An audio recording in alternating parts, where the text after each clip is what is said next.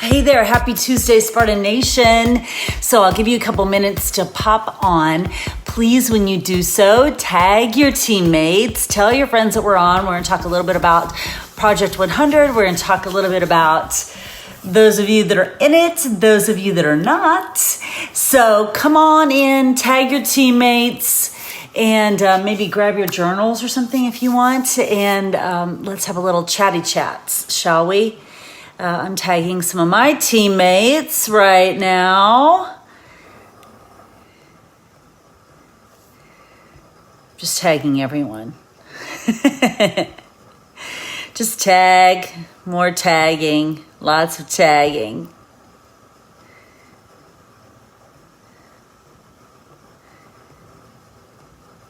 Okay. So tag your teammates when you come on. Let me know that you are here. I'm going to just grab a water really quick and then I'll be right back.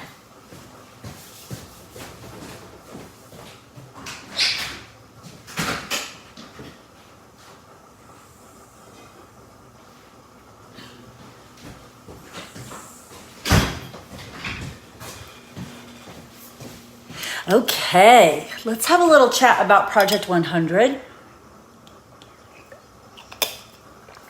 First off, if you haven't had a chance to watch the call from last night, the Slay Squad call from last night, it was great. It was all about your avatar. And I know those of us that were on it live, we were commenting back and forth that it was really useful, and we talked a lot about the Enneagram test. And if you have not had a chance to watch it, of course, the recording is always in the Slay Squad Facebook group. If you're not in that group, make sure that you get in that group. That is where the recordings live. So on Monday nights, you can watch it one of two places. You can be on Zoom live, so the speaker can hear you, or see you, not hear you, but see your questions, see you, or you can watch it via Facebook and just watch it live.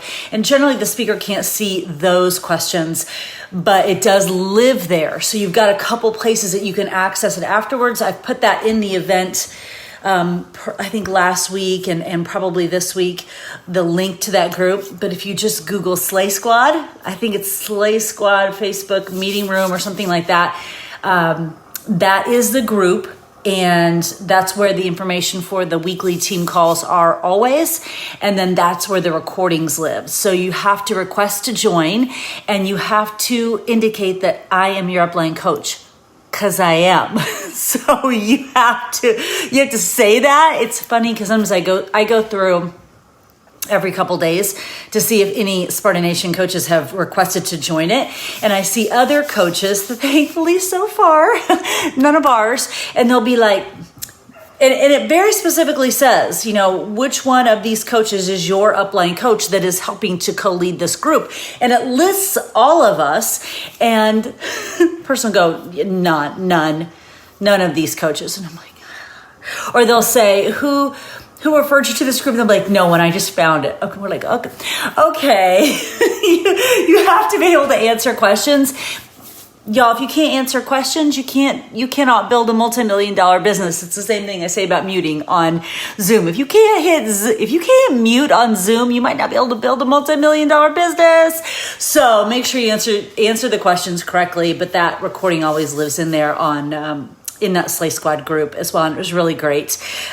We've got a really great lineup for the rest of the year. We're so fortunate that these teams have come together to provide amazing content. Again, just a powerful, in real time living reminder of the power of collaboration, because we get to hear from all these incredible speakers throughout these incredible teams, rather than just being confined to, yes, the incredible speakers that we have on our team, but at some point we want to hear new and different voices. I spoke about this on my Instagram story this morning too. It's one of the reasons why I've always loved taking other group fitness classes so much, usually in formats that I don't teach, because I need to hear other instructors. I need to be around other instructors. Oh, Jen, aren't you so nice? You know why, Jen? Because I showered. I worked out and then I showered, and I have on pants and a shirt I still have on a sports bra, but I showered, Jen. What a difference it makes, yes? I said that on the Power Hour last Friday. I'm like, y'all, I showered and I have real clothes on, so we got to do some work. We got to do some work. Such a rare event, especially in 2020. No, because I worked out early this morning, so just gave me more time this afternoon. I know showers are hands down 100% where I always get my best ideas too. Speaking of that, I have another idea, so don't let me forget to tell you that. So the Slay Squad Collaborative calls on my nights have just been magic. The collaborative power hours. I mean, y'all, what do we have? Like 18 or 19 power hours that happen every single week. I'm also leading this one again Friday. So 2 in a row.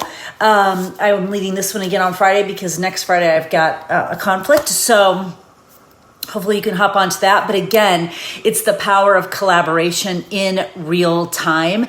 And it's so interesting. I've had this like kernel of a thought in my brain the past couple of days, and I haven't been able to figure out where I'm going with it or how I'm articulating it.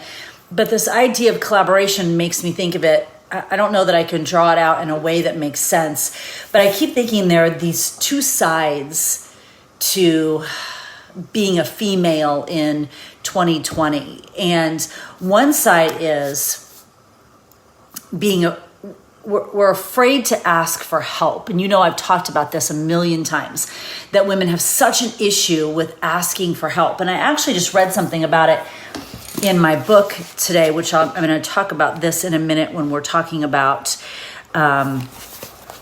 Project 100. Outsourcing home tasks is highly symbolic because it means your time is worth something. There's something in there with women asking for help. And we used to, because for centuries, very tribal, and women, were the center of the tribe, and they would ask for help, and they raised their children together, and they did everything together because they knew the power of collaboration, just like our Slay Squad calls, just like our collaborative power hours that we have. The power of collaboration is these different voices and different perspectives and different coaches, in this case, from whom we can learn, that is so much more powerful than just ourselves. And there's this holdback sometimes of women in asking for help, or raising their hand and saying they need help, or leaning into the community and saying they need help. But friends, right now in 2020, especially right now, we're dealing with virtual schooling and homeschooling and combination schooling and going back to school, or maybe not going back to school, or maybe it's fine over here, but it's not fine over here, whatever. And we've been at this now for 6 months. And to not acknowledge that we might need some help, like, what are we doing? What are we even doing? To not say, actually, I might need someone to talk to, or actually, team, I'm feeling a little down today, I might need someone to talk to, or actually, I need to dig into my community even more. Or even if you don't say it out loud, but you're knowing it. Or what if you took a look around at the stuff in your home that is actually your mountain, that's driving you the most crazy, that's preventing you from doing the work that is your passion and your purpose, and you delegate it and you outsource it and you really make a statement to the universe that your time is valuable. I think that's this one side over here, that women are so afraid to ask for help, even when we know the power of collaboration. And what do? We step back. We step back from the very entity, from the very community, from the very source of our power. We step back from the tribe. And then we do ourselves this huge disservice, and we get almost this chip on our shoulder. Well, I'll just figure it out. And again, the power comes in the collaboration, in understanding that there's no way we can figure out all of this on our own. And the more we collaborate, the stronger we all are. The fact that you got to hear from Jen Guthrie last night talk about speaking to your avatar is 100% because I tapped into the power of the collaboration of this Slay Squad call. The fact that as a team, we get 18 or 19 power hours every week is a testament to the fact that I tapped into the collaboration of the power hours. So Why not transfer that skill set into every other part of our business? Does laundry drive you crazy? Outsource it. Do you feel like you need to talk to someone because the weight of the world just feels like too much right now? Find someone to talk to. You could do a therapist online. You don't have to leave your house. You don't have to leave your house. I know this for a fact, okay? So here's this one side of the coin that we're so afraid to ask for help. We're so afraid to admit that we need help, even though that's our ancestry. We come from tribes, of women helping each other. And then here's the other side of the coin, that we almost are afraid to step into our own power because women, you're so freaking strong.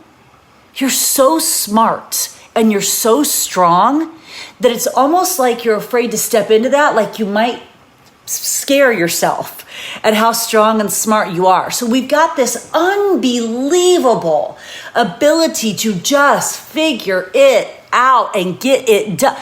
I mean, sometimes I think about the stuff that we handle.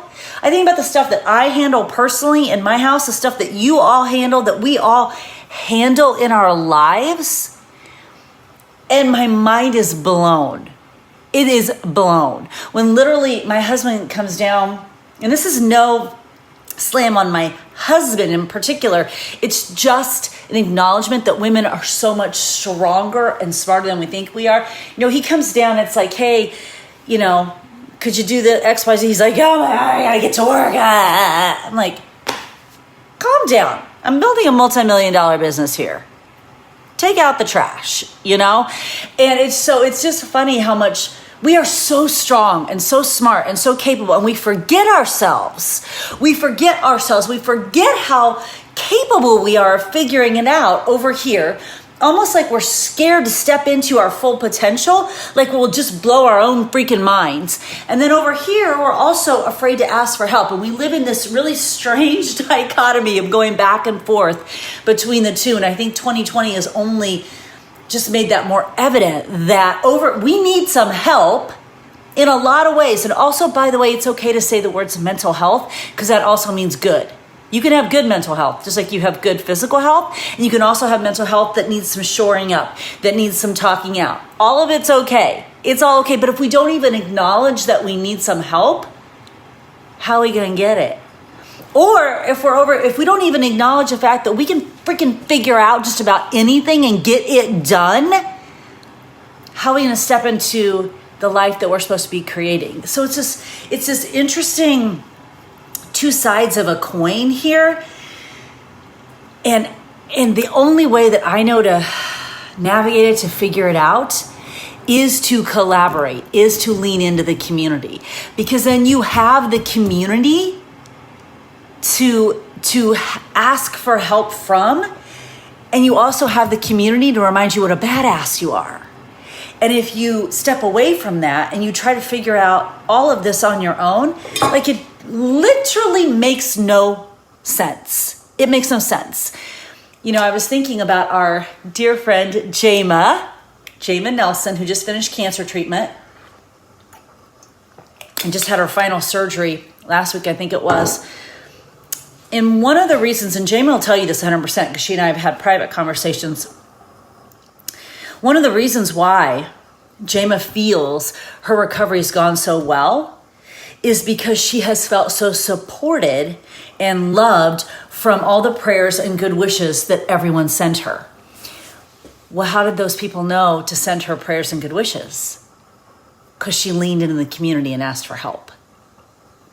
That's it. She just leaned in and said, here's what I'm going through. And even if she hadn't said, here's what I'm going through, if she just would have said, I just need some help, she would have gotten it. But because she leaned into the community and said, it was like day one when she told me about her diagnosis, I came into the team page and I shared a little bit, but I did not share her story because, of course, it's not my story to tell. She was in the team page either that day or the next day with a long, detailed explanation of, here's my diagnosis and here's what's going on. And then ever since then on her social media, she has been present every single stinking day, sharing every single bit of her journey.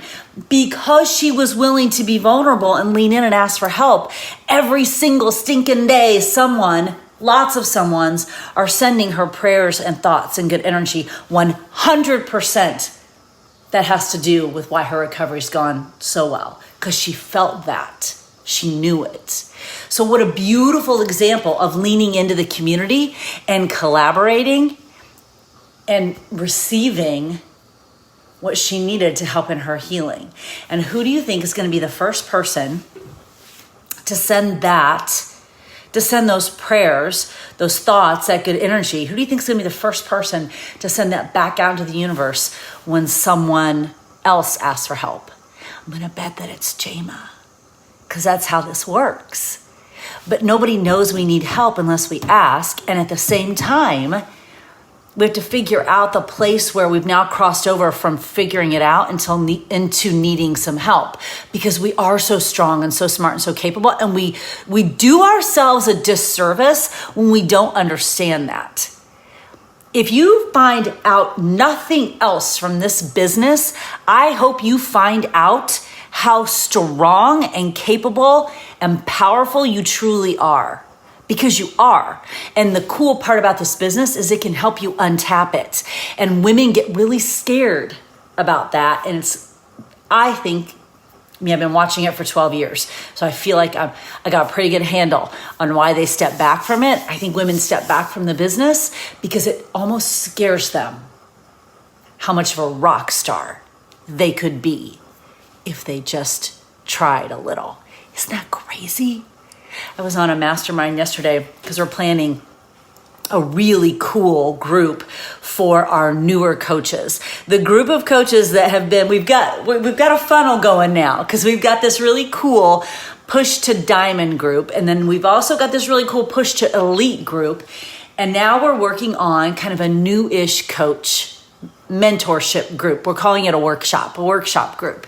And yesterday we were talking about it. We were talking about how we're going to help our newish coaches. and one of the coaches on the mastermind was like, humans are just weird. And it's true. We're so powerful. We're so smart. We're so strong. And we resist collaboration so much for so many. I don't understand why. And I watch women back away from their potential and the possibility and the greatness that is within them. And I don't understand. Humans are so strange. I don't know. I have no answers to that. But I do know that one of the coolest parts about this business is it will help you uncover the greatness that is in you.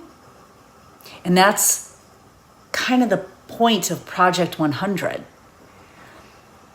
When we think about all the chaos and the stuff that we can't control in this world, we could get caught up at it. I mean, at this very moment right now, my husband is on his way to a funeral of someone that is like a father to him, was a grandfather to my children. And, of course, with COVID, everything's very small, and, JV's family. So he's right now, he's on his way to a funeral. And that is something that's out of our control. There's so much of that is out of our control. Tomorrow, all the schools could shut down, and now we're trying to figure out a new way for education. Or tomorrow the world could open up. Or, there's so much that we just can't control. But there are a few actions and habits that we can control. And from that, Project 100 was born. And I know, it's interesting to me, because I know there are coaches in this group, there are coaches on this team, there are coaches on this Facebook Live right now who are not part of Project 100. And I can't figure out why. Because aren't you already doing a lot of those things that Project 100 is about? And if you're not, could it be that the not doing has you in the same place in your business and in your life as you've been? And what if you did dig in to 100 consecutive days of moving your body, fueling your body, fueling your mind, writing down something, affirmations, goals, visions, dreams, and staying accountable in a group, tracking that every day for 100 days? What are you afraid of in doing that? What's holding you back? If you haven't said yes to that, you're not part of this movement. What's holding you back from that? Is it the fear that you might fail? I had a conversation with a coach earlier today. Is it the fear you might fail? Well, who gets to decide that? Who gets to decide what failure looks like? And the basis of Project 100 is small habits that add up big over time. I did one of the 10-minute enhancements for Bar Blend today, and Elise was doing these teeny tiny little tricep pulses, and she said, it's these small little movements with these small little weights that really add up to big change. It's just like life. It's these small little habits done every single day, not just when we feel like it, not just when it's convenient. As Trent Shelton says, I'm sure I'll get this not quite right, but it's the inconvenience that uncovers the commitment. When it's inconvenient, when you stay on that path, that really shows how committed you are to whatever it is, the dream, the goal, the vision that you have for your life. And if you don't have a dream, a goal, or a vision for your life, that might be the place you want to start. And I don't mean your rank. I mean your vision for your life. And your rank might be a part of that, because your rank means your business is growing and fueling your way towards your vision for your life. But it's not the end all be all. We don't just stop because we get to a certain rank, but the rank fuels the goal, the vision, the dream. And if you don't have that and you're not willing to write that down every day, what the hell? What are we doing? We are about to cross a not so great milestone in the United States, and that is 200,000 deaths from COVID. And when I think about those 200,000 people and the millions, I don't know how many millions of people that have been affected and that are still affected, because you don't know when the symptoms disappear. But you think about those 200,000 people. I think about our friend, our mentor, a human being who had the greatest impact on definitely my husband, aside from his own dad. And I think about those 200,000 people that are not with us anymore and what they would give for another day. Do you think they would take the time to write down their goals and dreams for their life? Would they take the time to collaborate and lean into their community? Probably, because they'd have so much more appreciation for it. Is it because it seems so easy that we don't want to do it? We can't believe that moving our bodies, fueling our brains, and writing down a vision for our life every day, we can't believe that could actually change our life. Really? Have you done Bar Blend and picked up 3-pound weights for 40 minutes? I die. Small weights, 40 minutes, big result. Small habits, small actions, big results. And if we are unwilling to do that, what we're saying is we're just unwilling to change our life, and that we're okay with being in the same place next year at this time that we are right now. I'm not okay with that. I'm not okay with okay. I'm not okay with good. I'm not okay with average. As one of my absolute favorite Peloton instructors always says, we are not here to be basic. We did not wake up today to be mediocre. I'm not about that life. And if 2020 has taught us anything, is we have no idea what's coming tomorrow. So what can I control? I can control how I move my body, what I put in my mouth, what I put in my brain. If I'm tracking my vision, my goals, my dreams for my life, that I even have that. And then I'm staying plugged into a community who has that too. And I'm embracing the knowledge that those teeny tiny little behaviors that seem so insignificant, they can add up to huge life change. It's kind of like, the compound effect. And I think James Clear talks about this in Atomic Habits. You eat a hamburger one day and you don't, it's kind of a morbid example, but you don't keel over from a heart attack the day you eat the hamburger. So you eat a hamburger the next day. And you eat the next day, and the next day, and the next day, and the next day. And it's the compound effect of the poor nutritional choice over 6 months, a year, that all of a sudden you keel over from the heart attack. It's everything adds up. But what about the person who doesn't eat the hamburger? What about the person that chooses the carrots or the whatever? And over time, how that adds up. And that's what we're doing here for 100 days, is we are taking these small habits that, frankly, as a coach, you should be doing anyway. But we've added just a little bit more extra accountability in here, because what you're doing is keeping a promise to yourself, which is the most important promise of all. And that's why on day one, I said, please don't come in this group looking for rah, rah, rah from me. This is not about rah, rah, rah from me. I learned that lesson earlier this year, that daily rah, rah, rah from me creates coaches who depend on rah, rah, rah from me, which is the opposite of stepping into your power and your potential and being the CEO of your own multi-million-dollar business and your own life. So we can't have that. You got to be able to rah-rah yourself. You got to be able to rally yourself.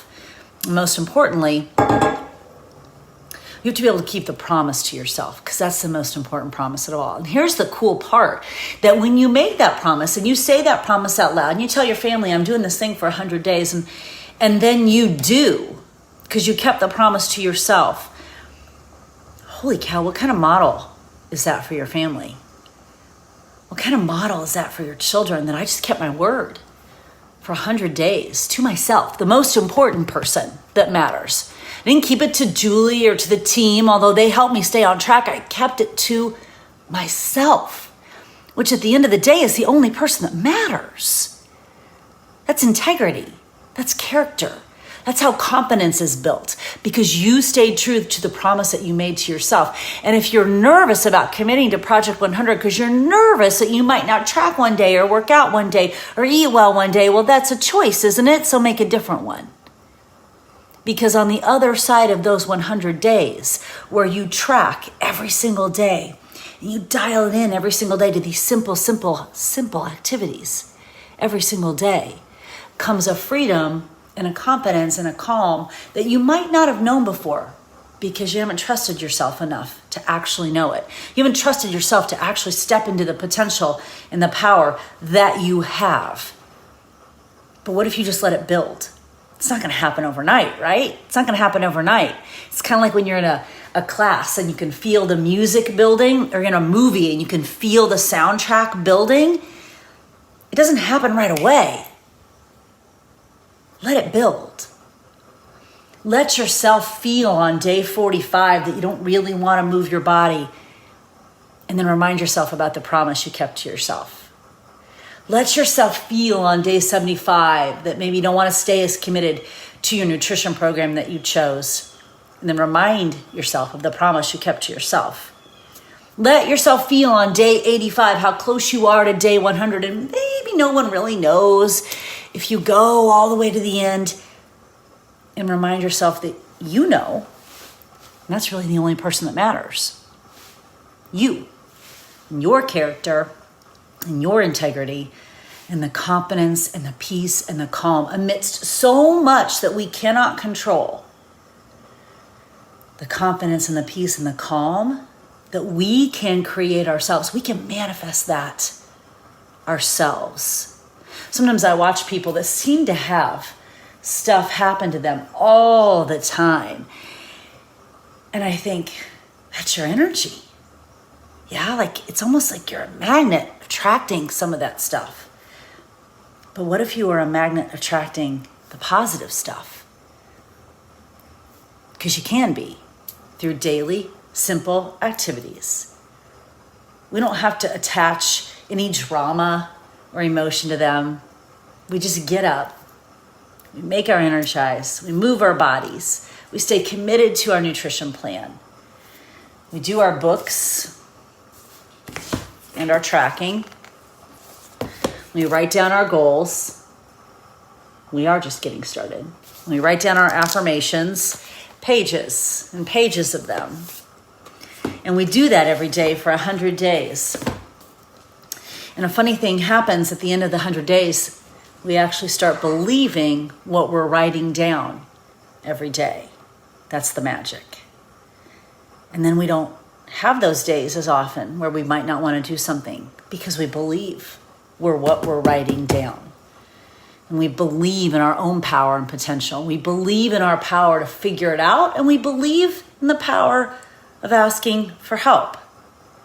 And we found that sweet space. That's what can happen on the other side of 100 days. Or you could get to January 1st and kind of be in the same spot that you are right now. That's a choice, yeah? It's a choice. I hope you will commit to Project 100. I hope if you haven't yet, that you will. Not for me and not for the team, although we can use you. You might be the spark that someone else in that group needs. You might be the spark that I need. Who knows? But we'll never know if you're not a part of it. So I hope that you will commit to it. I hope you will make a promise to yourself that you're worth 100 days of moving your body and fueling your body and feeding your brain and writing down your vision. I hope you will commit to knowing, to embracing, to understanding that you're actually worth having a vision and goals and dreams. And if that's where you have to start, then that's where you have to start. Because if you don't have that, what are we doing? But as a coach, these are the fundamental behaviors. As a human, more importantly, this is the stuff that can help you create the life that you want on purpose with purpose. It's just simple daily stuff, daily being the key word. When it's not convenient, when it's not easy, this is the stuff that takes someone from an okay life to an extraordinary life. We think it's the big stuff that happens overnight. It's not. It never is. There's no such thing as a overnight success. There might be 100-day success. We'll find out. To those of you that keep your promise to yourself, I think it's going to be really powerful. I don't think, actually. I know it's going to be really powerful on January 1 when you keep your promise to yourself. And whether you started with this yesterday or you start with us today or 20 days from now or whatever, you get to choose your day one. Not me. You choose your day one, but for goodness sakes, choose it. Choose a day one. Because we don't get any of this back. The stuff that's happened from January 1st to September 21st, today's the 22nd, all that, it's gone, my friends. We get none of it back. But we can have today be our day one. And 100 days from now, we could have some pretty epic shit happening in ourselves, where it matters. So I hope you will make a promise to yourself. And I hope you will dial into this group, the power of the collaboration. On the days when you think that you don't need it because you got it going on, the group might need you.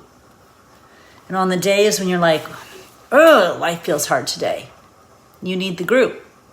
But if you separate yourself from that, you don't get the chance to use it either way. What's the point of that? You trying to navigate this life by yourself? You in a one-man sailboat? Well, that sucks if you ask me. Get on the cruise ship. Get on the party boat. Because it's a lot more fun to be on the party boat, on the ship with a lot of people, where we're sailing out to sea with fun little umbrella drinks in our hands and the sun is shining and the ocean is going. That's a whole lot more fun on the party boat than trying to navigate some one-man sailboat by yourself. What is the point? Who is there to share the journey with? Get on the ship. Dial into Project 100. Make a promise to yourself and then simply choose to keep it. Don't add emotion and drama to it. Make a promise and keep it. And the last thing I want to ask you has to do with Project 100, but is a little bit more tangible. I have an idea in my head. Strangely enough, I have an idea in my head. And I have an idea in my head, and then I also want some ideas from you. If I was to create something that aligned with morning routine, that aligned with Project 100, that was a physical planner, what would you want in it? I want you to think on that. How would you want it to be? Do you like it to look like a book? Do you like it to be a spiral? Don't think don't think small. For God's sake, in life, don't think small. I don't need to know if you need the time on it. What are concepts? What are pieces on that would help you stay aligned with your morning routine, aligned with Project 100, aligned with daily habits that would help you move your life forward? Notice none of this is about your business. It's about your life. What would help you move your life forward? What is something that you would have sitting on your desk or in your kitchen? Like my stuff's always in my kitchen right here. What is something that you would have sitting on your desk or in your kitchen that you would come down every day and you would write in for your morning routine, and it would help you stay on track? And would there be a page for your evening routine and what you're writing about at night? And what would that look like? And how would that help you? What would something like that look like that would help you? What would be components of it? That's what I want to know from you now, because I'm working on something and you would be the first to know and to get it. But I want to know what would be the most beneficial to you. I know that other coaches have done planners. Sometimes they're a little too cumbersome. Well, not anything that big. I love this. Also, did you notice what I put on mine?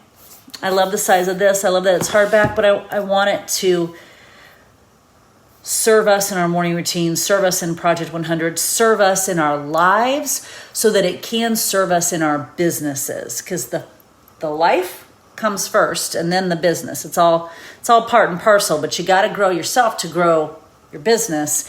And what would best serve you? So write down some ideas in these comments. Let me know your thoughts. If you are not part of Project 100, I encourage you to consider it, because, a book is a book is a book. Tracking is tracking is tracking. Habits are habits. But the weight we give them and the story we tell ourselves around them, that's what makes a difference.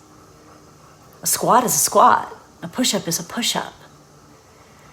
But when you dig a little bit deeper and you find a little deeper meaning in that squat and that push-up and why you're doing it and why you're up early to do it or why you're doing it every day, that's the game changer.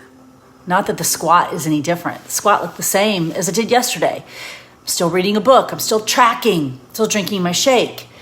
What about it can be different? How can it have greater weight? How can it have lasting impact? How can that workout and that meal and that shake and that book and that tracking and that tribe, what weight could we give it? What slight shift in perspective could we make that suddenly it's not just a squat or a shake or a book or a tracking? Suddenly it adds up to a whole lot more than that. That's the story that we get to tell ourselves every day. So here's to Project 100. Stay calm, stay in control, stay confident. Something magical is going to happen on the other side of 100 days. I hope that you are a part of it.